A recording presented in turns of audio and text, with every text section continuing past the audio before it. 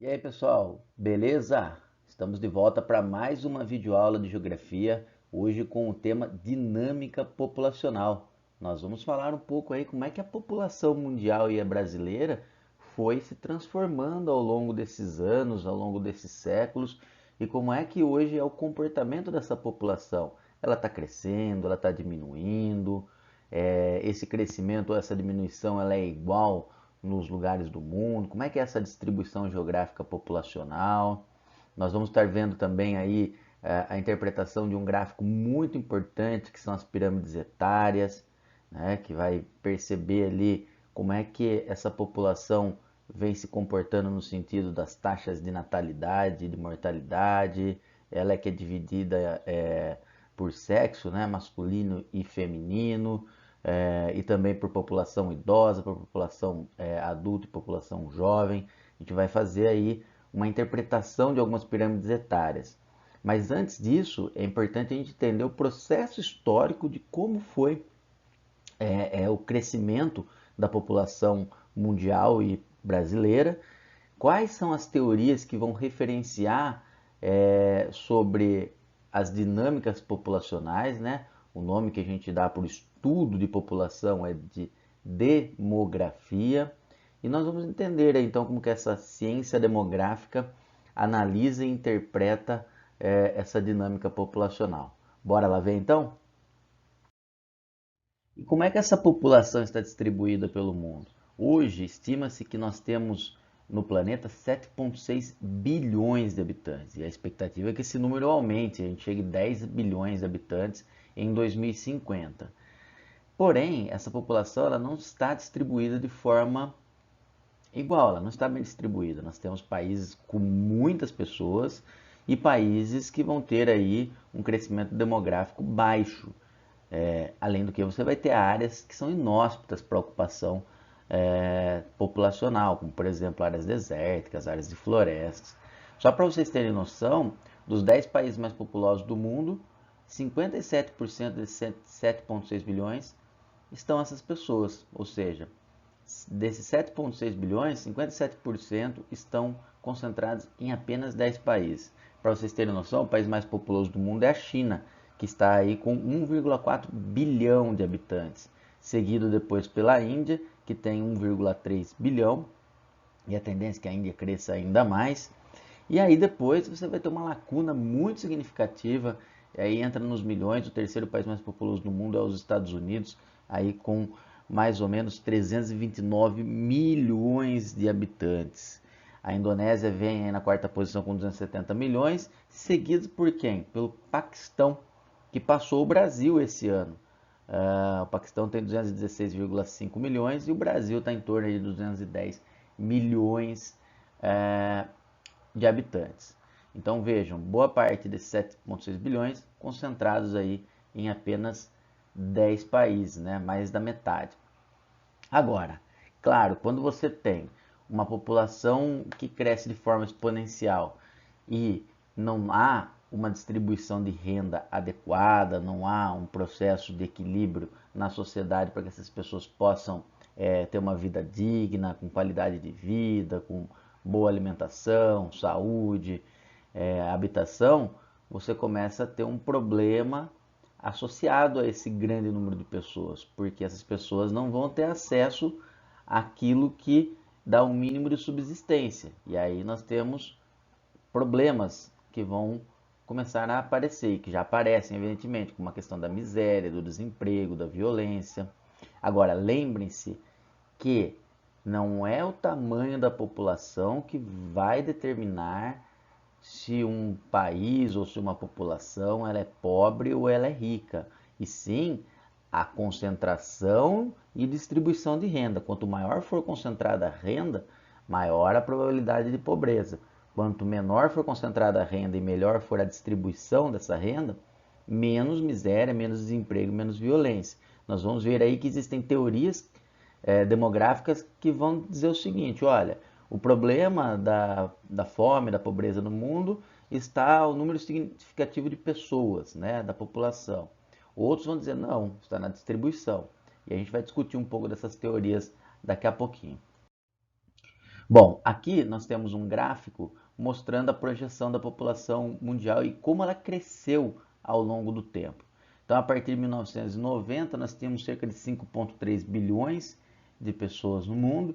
Em 2017, cerca de 7,6 bilhões. Em 2030, a expectativa é que chegue a 8,6 bilhões. Em 2050, em torno de 10 bilhões. E em 2100, 11,2 bilhões. Agora, lembre-se, esse crescimento ele é um crescimento progressivo, mas ele não é igual em todos os lugares. Tem país que vai crescer muito e tem país que vai começar a diminuir. Agora, para entender as dinâmicas populacionais, é importante ter em mente alguns conceitos básicos sobre demografia. O primeiro deles é o crescimento vegetativo, que vai dar a noção para a gente de quanto um país está crescendo de forma relativa, ou seja, através de porcentagem. Como é que eu consigo fazer esse crescimento vegetativo? Eu pego a taxa de natalidade, que é a taxa de nascimento, e a taxa de mortalidade, e tiro uma média, né? E aí, conforme você vai tendo taxas de natalidade maiores comparadas com a de mortalidade, esse crescimento vegetativo vai ser mais significativo.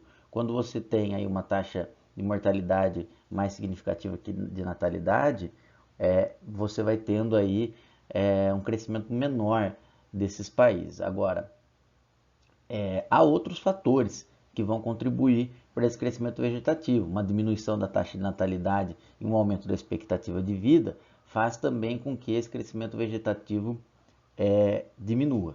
Tá? E aí, nós temos outro conceito importante que é a taxa de fecundidade, que vai alterar significativamente a taxa de natalidade. Como assim, professor? Ora, a taxa de fecundidade é o número médio de filhos por mulheres em idade fértil. Vamos colocar aí mais ou menos entre 15 a 40 anos, certo? Claro que pode ter exceções, mas a média é mais ou menos essa. Se vocês repararem bem e olharem até no histórico familiar de vocês, vocês vão perceber que há 2 ou 3 gerações atrás, as mulheres tinham mais filhos, porque o Brasil vivia numa outra realidade, não é? Uma realidade de transição do rural para o urbano, não é? Então, as pessoas que viviam no sítio naturalmente tinham mais filhos, e aí por conta de vários fatores, não havia, por exemplo, métodos contraceptivos, né? Os filhos já desde pequeno ajudavam na roça. No campo você tinha é, a subsistência, né? Não necessariamente uma boa qualidade, mas você tinha ali alimentos que eram produzidos e plantados. Né? A casa, geralmente, você tinha ali uma casa maior. E o custo de vida na cidade é muito mais elevado do que no campo, por exemplo. E isso fez com que, quando o Brasil começou a passar por um processo de urbano industrialização, as mulheres começaram a diminuir o número de filhos. E também as mulheres passaram a ingressar no mercado de trabalho, começaram a estudar, começaram a ter mais oportunidades. Isso fez com que a taxa de fecundidade, que era elevadíssima, começasse a despencar ao longo das décadas. Não é? Eu sempre costumo utilizar o exemplo da minha família. A minha avó, por exemplo, que veio do sítio e depois mudou para a cidade, ela chegou a ter 11 filhos. A minha mãe, da geração seguinte, teve 3. E a minha irmã teve 1. Então veja como essa taxa de fecundidade foi caindo ao longo das décadas. Isso eu estou dando um exemplo familiar, mas que de modo geral aconteceu em boa parte das famílias brasileiras. E isso interfere diretamente na taxa de reposição. Por quê? Para um país ter a sua população em crescimento médio e repor essa população que vai envelhecendo, que vai biologicamente deixando de existir, a média da taxa de reposição é de 2,1 filhos por mulher. Então, assim, a média para reposição seria mais ou menos de 2 filhos. E o Brasil não está mais com essa média. E o que, que isso impacta? A taxa do Brasil hoje de reposição é menor. Isso impacta diretamente na população economicamente ativa, que é aquela que trabalha, aquela que paga imposto, aquela que contribui, por exemplo, para os sistemas de aposentadorias. Né? Então, quanto a população vai envelhecendo e vai saindo do mercado de trabalho, quem vai, entre aspas, dando condição do pagamento dessas aposentadorias é a população economicamente ativa, né? E se você não tem essa reposição por conta de uma diminuição da taxa de natalidade ocasionada pela queda da taxa de fecundidade, você não renova, né? E aí você vai começando a ter alguns problemas futuros, como é o caso, por exemplo, da Previdência. Bom, e aí essa questão de crescimento populacional, diminuição do crescimento populacional, está muito ligado também a desenvolvimento econômico e social. Países que têm bons desenvolvimentos econômicos sociais, ou seja, aqueles países que são chamados desenvolvidos, eles estão passando por um processo de baixas taxas de fecundidade e que, consequentemente, não conseguem fazer as suas taxas de reposição. O Brasil está começando a entrar nesse processo. Porém, o Brasil ainda é um país em desenvolvimento, com altos graus de subdesenvolvimento. Então, o Brasil não tem, por exemplo, perspectivas de desenvolver políticas públicas natalistas. Diferente de alguns países europeus que estão começando a ter um déficit populacional tão significativo que os governos começam a implantar políticas de incentivo para que a população volte a ter filhos. Por exemplo, bolsa maternidade, licença paternidade, né? Alguns benefícios importantes para incentivar a população a ter novamente filho e que essa taxa de reposição comece a retomar o patamar normal. Mas mesmo assim é muito difícil isso acontecer. Agora, por exemplo, você tem países em desenvolvimento com elevados graus de subdesenvolvimento, como na África subsaariana, nós temos o Níger, que a taxa de fecundidade é elevadíssima. A média do número de filhos por mulheres no Níger é de 7,6 filhos, ou seja, é uma média muito, muito elevada, característica de um país subdesenvolvido. Agora, isso não significa que essas crianças que nasçam vão vão ter boas expectativas de vida, né? Muitas morrem na primeira infância por conta de desnutrição, por conta da mortalidade infantil, né? Não tem um acompanhamento correto, é muita pobreza, muita miséria. E quando cresce, você tem um país extremamente desigual e violento, você tem conflitos. Então, aqui mexe na expectativa de vida. Não é porque você tem altas taxas de fecundidade que isso significa que a população vai ter elevadas expectativas de vida.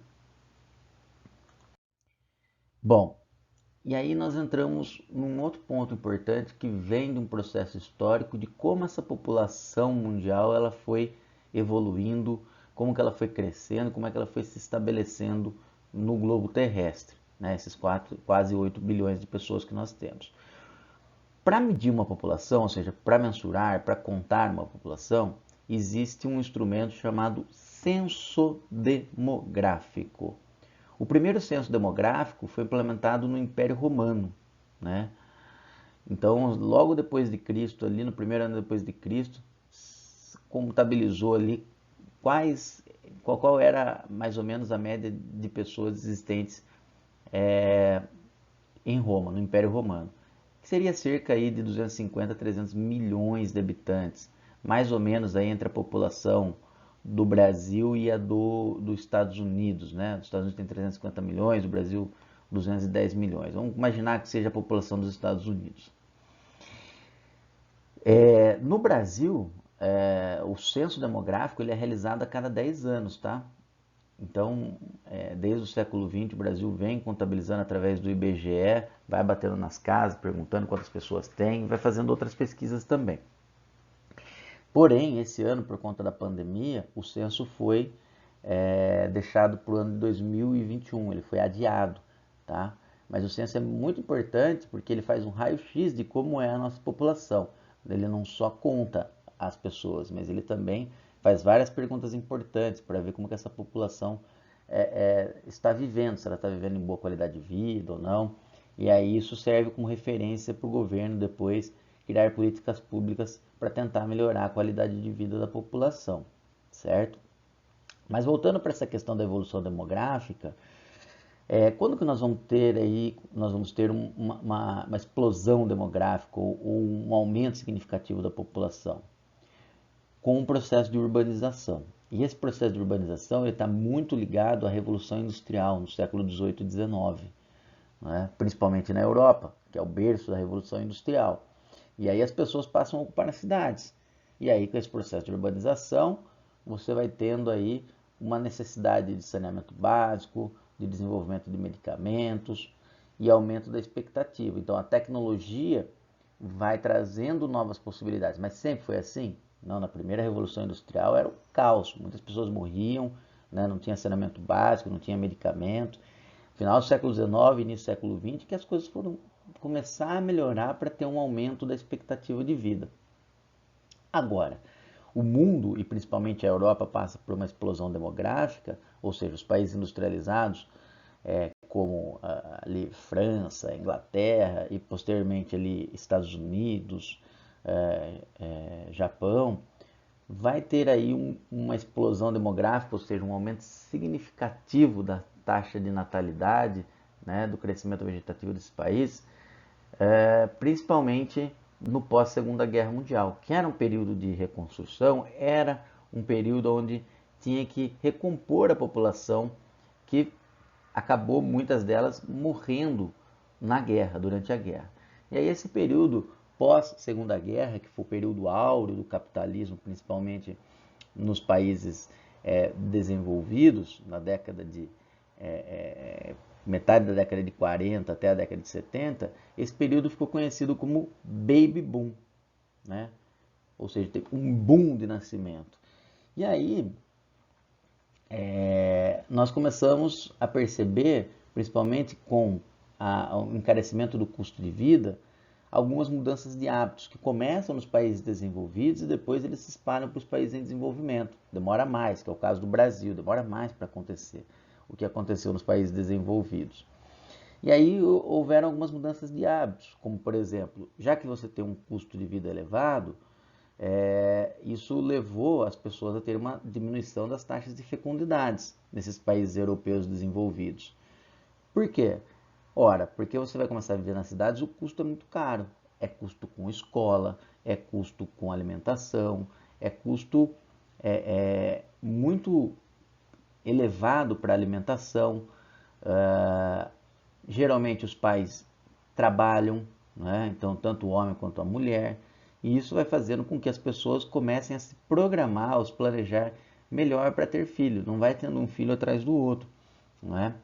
E aí isso interferiu, através dessas mudanças de hábitos, depois do baby boom, a uma diminuição das taxas de fecundidade nos países desenvolvidos. E que aos poucos, depois eu vou mostrar para vocês um gráfico chamado transição demográfica, vai acontecendo nos países menos desenvolvidos também. Mas antes de falarmos sobre as transições demográficas, é importante nós compreendermos algumas teorias demográficas que embasaram as análises dos estudos populacionais ao longo dos séculos. A primeira delas surgiu de um cara chamado Thomas Malthus e depois ficou conhecida como teoria malthusiana. Ele pensou isso lá no contexto da Revolução Industrial e ele não tinha uma compreensão de que o problema da fome no mundo está muito mais ligado à questão da distribuição desses alimentos, nós temos uma má distribuição significativa, do que propriamente um problema de superpopulação. Ele entendia que a superpopulação gerava fome. E aí a fome seria um controle natural dado aí pela natureza, né, para diminuir a superpopulação.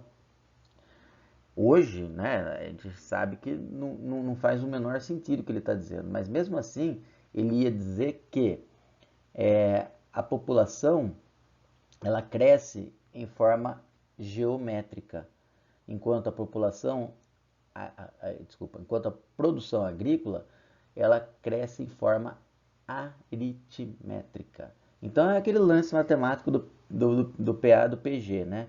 População PG, crescimento geométrico, 1, 2, 4, 8, 16, enquanto a progressão aritmétrica que era a produção agrícola, ia lá, 1, 2, 3 e assim por diante. Só que essa teoria ela ainda é muito bem vista por alguns e que deu origem à teoria neomalthusiana, ou seja, a nova teoria malthusiana, que vem no pós-Segunda Guerra, que é aquele período do Baby Boom. Né? Por quê? Porque começam a ocorrer a queda das taxas de mortalidade, justamente porque você começa a ter medicamentos, você começa a ter avanços científicos na medicina, você começa a ter a população tendo mais acesso a alimentos.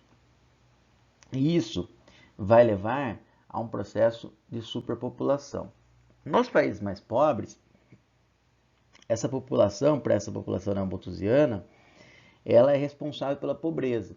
E aí eles são a favor de campanhas para a utilização de métodos contraceptivos e até mesmo campanhas abortivas.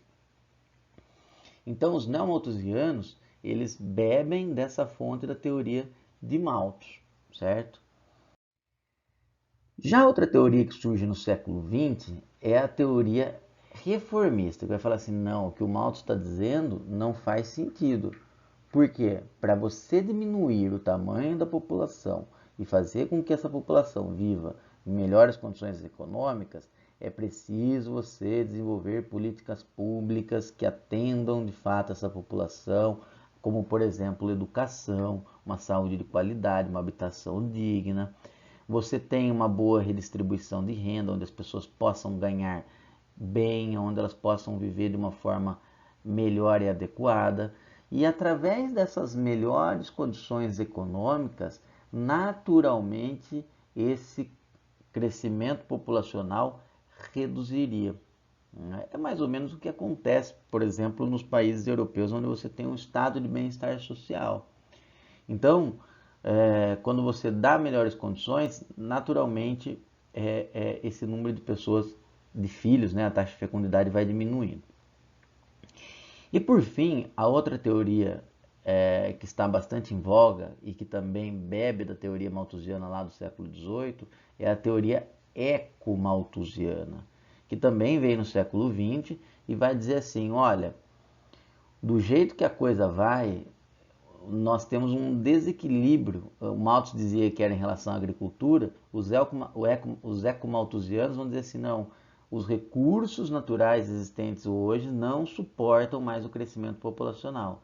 É preciso encontrar um equilíbrio, uma sustentabilidade para que o número de pessoas que existam hoje não termine, ou o crescimento do número de pessoas para um futuro, não eliminem todos os recursos naturais que nós utilizamos hoje. Agora, essa questão dos recursos naturais também ela é muito relativa, né? Você vai ter países que consomem demais por conta do seu alto grau de consumo, como é o caso dos Estados Unidos, e países que consomem menos. Se nós compararmos, por exemplo, o nível de consumo de um cidadão dos Estados Unidos com um indiano, o cidadão dos Estados Unidos consome 70 vezes mais que um indiano. Então, quem consome mais recursos naturais? Evidentemente que é o cidadão dos Estados Unidos. Então, percebo que essa teoria também ela não vai se sustentar do ponto de vista de dizer assim, olha, o problema do mundo é a população. Não, o problema do mundo está na forma de como determinadas populações utilizam esses recursos naturais de forma exagerada e que faz, evidentemente, que esses recursos possam vir a ficar em falta, certo? E aí sim nós entramos na questão da transição demográfica, que é um gráfico que analisa e interpreta como que a população mundial foi se desenvolvendo, e aí cada país, em relação ao seu crescimento ou à sua diminuição populacional. E essa transição demográfica, ela é feita por fases. Você tem a primeira fase, que são altas taxas de natalidade e mortalidade.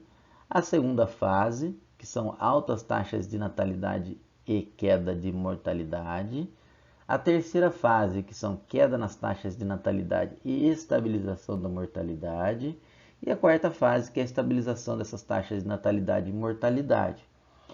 Agora, a gente precisa entender como que isso acontece, e isso vai depender de como que cada país vai estar se desenvolvendo, tanto do ponto de vista econômico e social. Vamos ver esse gráfico.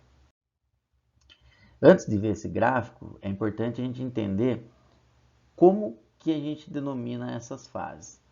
Então, a transição demográfica, ela tem essa primeira fase com altas taxas de natalidade e altas taxas de mortalidade.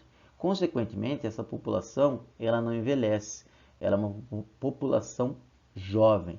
Essa alta taxa, essa primeira fase com altas taxas de natalidade e mortalidade, ela é muito característica de países bem subdesenvolvidos, países como, por exemplo, que eu dei a taxa de fecundidade lá, o Níger, né, na África subsaariana. Então você tem aí falta de métodos contraceptivos, você tem muita miséria, muita pobreza, você tem as pessoas ali passando por extremas dificuldades, automaticamente a taxa de natalidade é elevada e a de mortalidade também. Já na segunda fase, você vai ter aí uma população mais jovem e adulta ao mesmo tempo. Por quê? Porque as taxas de natalidade continuam elevadas, porém você começa a ter uma redução na mortalidade.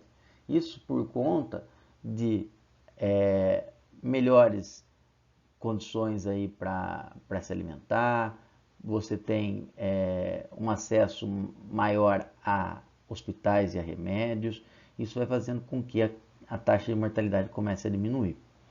Na terceira fase, você vai ter uma queda acentuada da taxa de natalidade, consequentemente puxada pela diminuição da taxa de fecundidade. As mulheres começam a ter menos filhos, por conta do quê?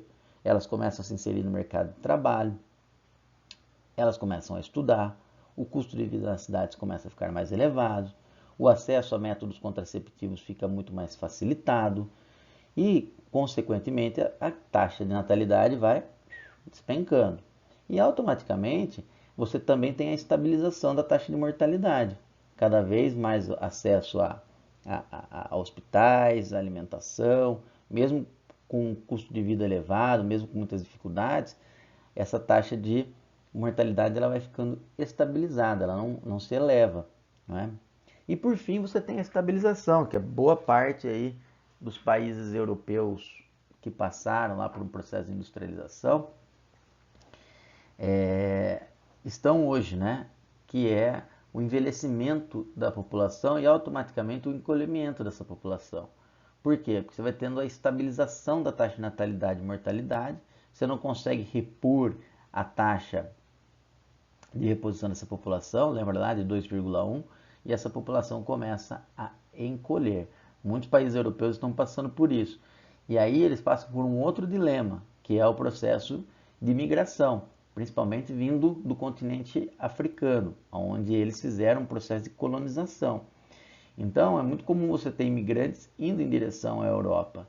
Agora, muitos países têm um processo de preconceito, xenofobia em relação aos imigrantes, porque a população deles não consegue crescer mais, né, a população desse país, e eles têm medo que a história deles se apague e seja sobreposta pelos imigrantes que passam agora a ocupar, né, esses territórios.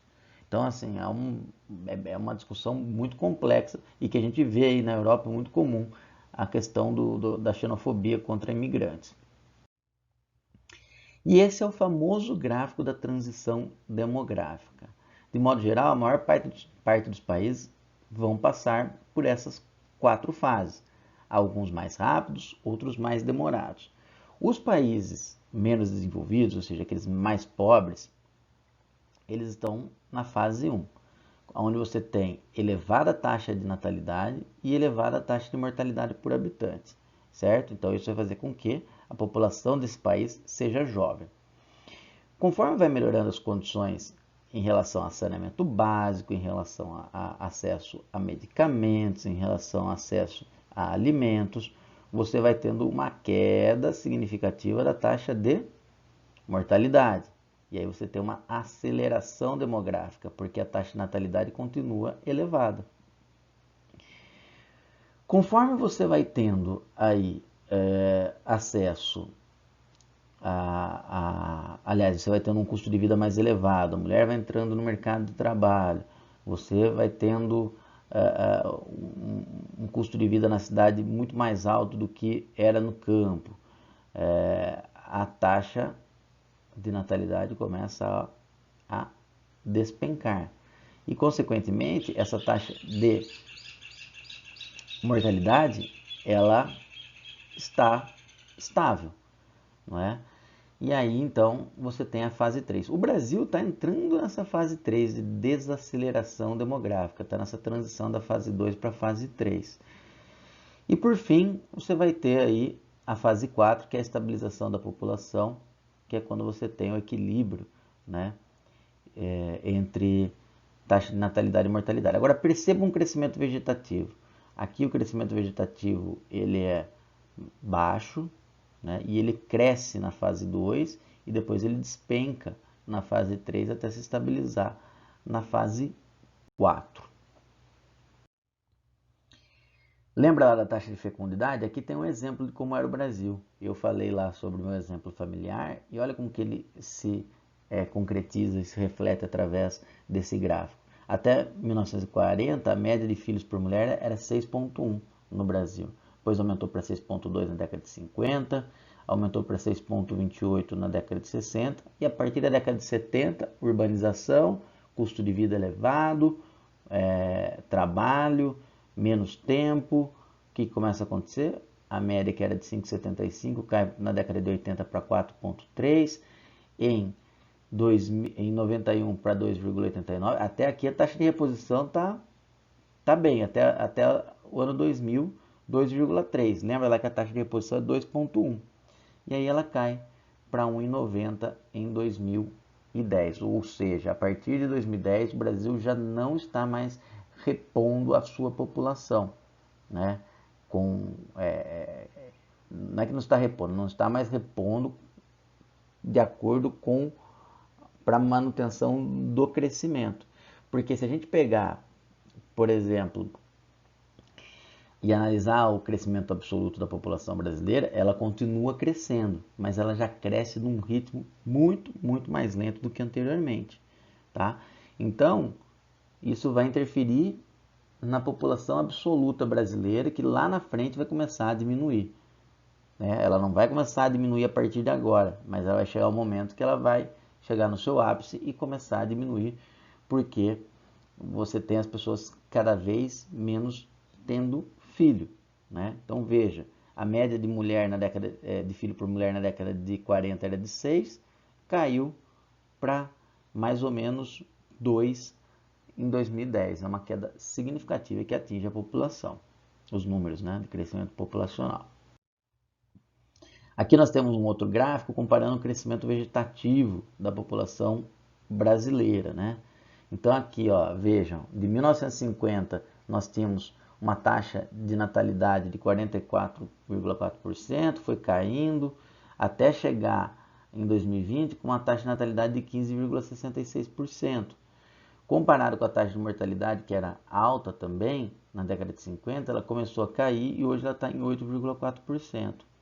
O crescimento vegetativo da população, então, que é esse crescimento relativo da população brasileira, era de 2,35 em 1950, aumentou em 60 para 2,9, depois foi caindo, 70, 80, até chegar a 0,72% em 2020, ou seja, é você pegar 210 milhões de habitantes e somar no ano mais 0,72%. Esse é o crescimento da população brasileira. Ou seja, anteriormente você somava, vamos supor, não era esse o número da população, mas você tinha 210 milhões de habitantes, você somava mais 2% sobre esse número. Então dava um crescimento muito, muito significativo. Hoje esse crescimento está bem baixo comparado com outras épocas. Bom, e aí nós temos as estruturas da população. A estrutura da população nada mais são do que indicadores de análise de como essa população se comporta. E aí eles são fundamentais, tal como o censo, tal como os gráficos que são gerados, para nós entendermos como é que essa população é estruturada dentro do território e Através desses dados, elas são fontes de análise para o desenvolvimento de políticas públicas. Puxa vida, aquela região tem um crescimento populacional muito significativo e tem um alto grau de subdesenvolvimento. Vamos criar políticas públicas para melhorar as condições dessa população. Deveria ser assim, esse seria o mundo ideal. A gente sabe que muitas vezes isso não acontece. Mas, de qualquer maneira, esses dados são fundamentais para a gente entender. E no Brasil a gente tem, né, as análises feitas aí pelo IBGE que trazem o retrato de como é a população brasileira.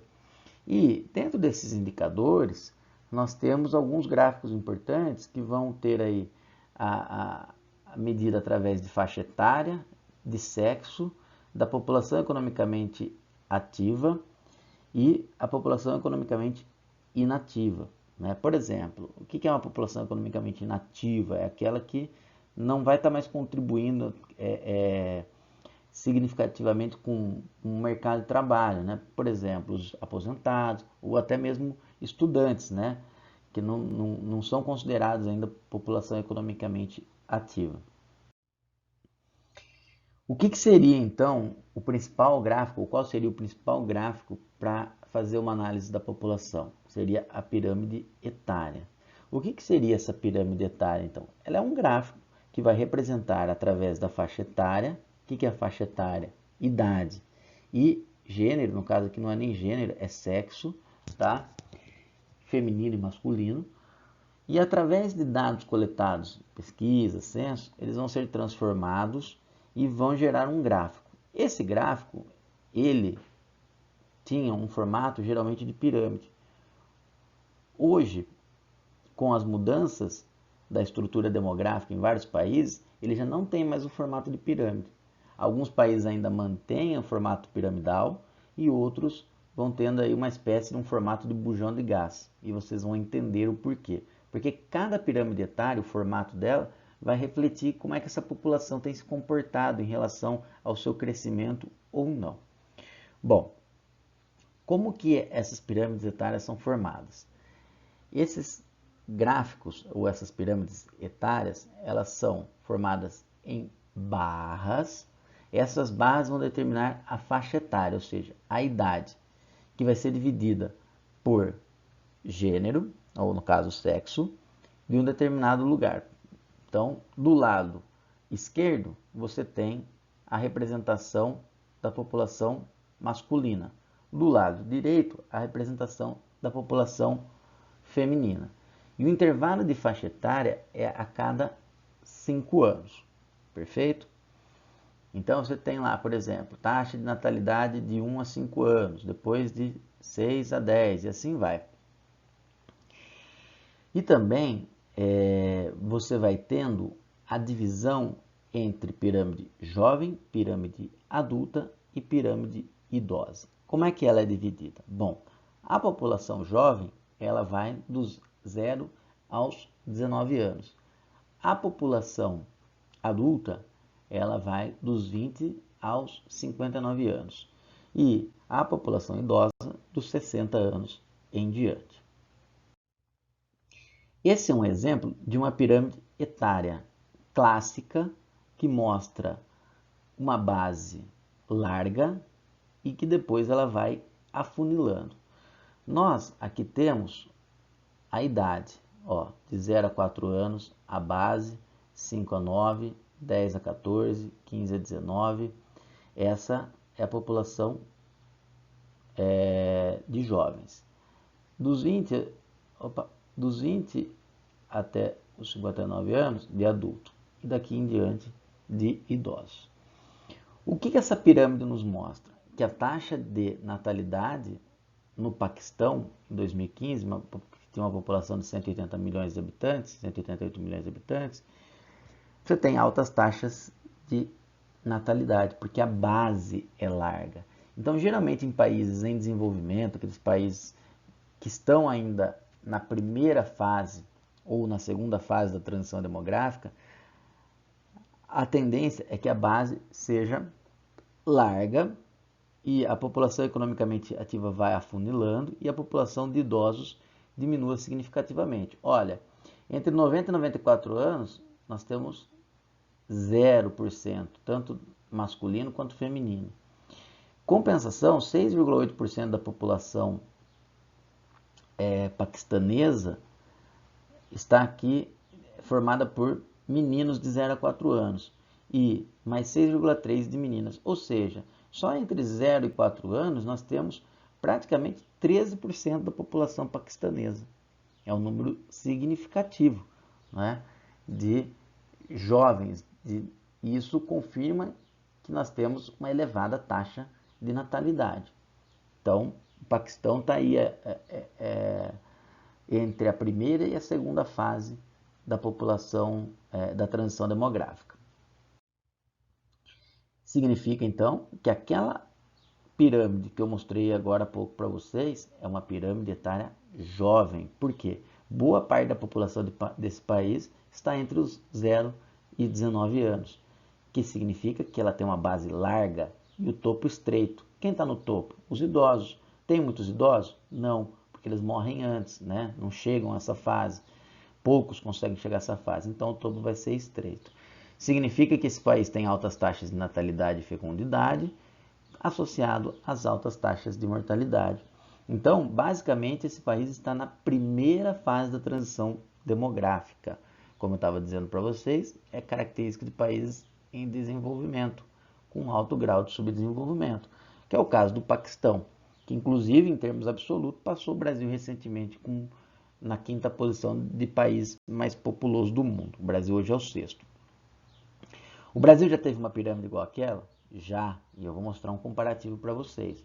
A pirâmide do Brasil é igual àquela hoje? Jovem? Não. A pirâmide brasileira ela está evoluindo, está se alterando. Aqui nós temos um país que passou por guerra, que é o Iraque. Uma população de 38 milhões de habitantes, também com uma pirâmide jovem. Olha a base dela como é larga. Olha como a população idosa praticamente inexiste, né? Chega no máximo aos 60, 64 anos com 0,8%, 1%, 2% da população lá. Já a população de jovens de 0 a 4 anos, 7,9 mais 7,5, mais ou menos nós temos aí 15% da população iraquiana de crianças de 0 a 4 anos. É um número muito, muito elevado. Por quê? Isso é complicado para um país porque a população economicamente ativa, que é aquela adulta, ó, ela é pequena. E essa população de jovens, ela vai demorar um pouco para chegar aqui nessa população economicamente ativa. E isso dificulta o desenvolvimento econômico do país. Já uma população mais adulta, ela vai representar uma pirâmide etária, né, com o meio mais robusto, ou seja, com uma população de adultos não maior, mas assim significativa comparado com a pirâmide jovem. Ela continua com uma base larga, porque você tem ainda boas taxas de natalidade, mas vai tendo uma diminuição comparado com as primeiras, né? Por conta dessas quedas de taxa de natalidade e fecundidade. E aí você vai tendo o alargamento do topo com as quedas da taxa de mortalidade, e isso vai por conta da expectativa de vida que leva ao envelhecimento da população. Característico, por exemplo, de países emergentes, subdesenvolvidos, como é o caso do Brasil, né? E essa pirâmide ela está basicamente na segunda fase da transição demográfica, tá? E também isso vai fazer com que haja um outro fenômeno importante, gravem isso, que é um bônus demográfico ou uma janela demográfica. É onde você vai ter grande parte da população na faixa da população economicamente ativa. Isso vai fazer com que haja uma maior disponibilidade de mão de obra e aumente o mercado consumidor, né? Então esse bônus demográfico faz com que grande parte da população trabalhe e consiga contribuir para ajudar no processo de aposentadoria da população que já está idosa e também na formação da população mais jovem. Então, um bônus demográfico, muitos países aproveitaram isso. O Brasil já está passando dessa fase também. Então, a pirâmide etária com predomínio da população adulta, ela se enquadra dentro daquela categoria de segunda fase da transição demográfica. Olha aqui como que ela muda significativamente. A população chilena em 2015, uma população de quase 18 milhões de habitantes. Olha como vai ficando um bujãozinho de gás. Ó. A população mais jovem vai diminuindo por conta da diminuição da taxa de fecundidade e natalidade. E a população adulta, ó, dos 20 aos 24 anos até 55 aos 59, que é a população economicamente ativa, ela vai ficando maior, que é aquele bônus demográfico. Essa população um dia teve aqui, né? E agora diminuiu aqui a taxa de fecundidade e natalidade, elas subiram de patamar e vão formando aí uma população economicamente ativa. Então veja, entre 25 e 29 anos você tem 4,1% de homens e 3,9% de mulheres, ou seja, você tem aí praticamente 8% da população chilena contemplando entre 25 e 29 anos. Compensação, você tem aí de 0 a 4 anos 6% da população. Então uma diminuição comparada aí com o meio da pirâmide. E aí nós temos a pirâmide envelhecida, que vai ter o estreitamento da base e o alargamento do topo. Agora, evidentemente que esse topo nunca vai ser muito mais largo do que a base, né? Porque biologicamente, naturalmente, as pessoas chegam ao limite de idade, né? Elas podem chegar até os 100 anos, mas não vai ser um número tão significativo. Mas você vai tendo um estreitamento significativo da base e um alargamento do topo, né? Mas que não vai ser tão maior do que essa base, tá? Isso reflete o que? A terceira e a quarta fase lá da transição demográfica, por conta de uma baixa taxa de fecundidade e elevada expectativa de vida, né? Então, isso vai ser muito característico de países desenvolvidos, aqueles países que têm um estado de bem-estar social. Agora, isso gera problemas, né? Como eu já disse para vocês, vocês têm a redução da população economicamente ativa e esse envelhecimento da população vai gerar os problemas previdenciários. Quem é que vai bancar a previdência dessa população? Não é? Aqui nós temos o exemplo da Finlândia, uma população pequena de 5 milhões e meio de habitantes, onde você tem a população de 65 a 69 anos com um número significativo, 3,5, 3,7, em torno aí então de 7%, 7,5% da população finlandesa, contemplando entre 65 e 69 anos. Enquanto que aqui nós vamos ter entre 0 e 4 anos praticamente 6%. Aliás, 5% dessa população. 5,5% da população entre 0 e 4 anos. Então, como eu falei para vocês, há um estreitamento dessa base significativo, mas também há um aumento, né, do topo, mas esse topo não vai ser tão mais largo que a base, tá? Ó, a população entre 90 e 94 anos, 0,2, 0,6%. Então, 0,8% da população finlandesa está entre 90 e 94 anos. Lembra lá do Paquistão? Esse número era zerado. E aqui nós temos um gráfico evidenciando como é que vai ser a evolução da população brasileira até 2100. Isso reflete um crescimento absoluto, não está ligado à taxa do crescimento vegetativo, tá? Então vejam, a população brasileira de 1950 ela foi crescendo até chegar a 2020 a mais ou menos 210 milhões de habitantes e ela vai crescer mais ou menos até 2045, 2050. A partir de então, ela vai começar a diminuir. Essa queda vai ser brusca? Evidentemente que não, mas ela vai começar a cair em termos absolutos, não mais relativos. Relativo já acontece, porque a taxa de crescimento vegetativo vem caindo. Eu mostrei para vocês os gráficos.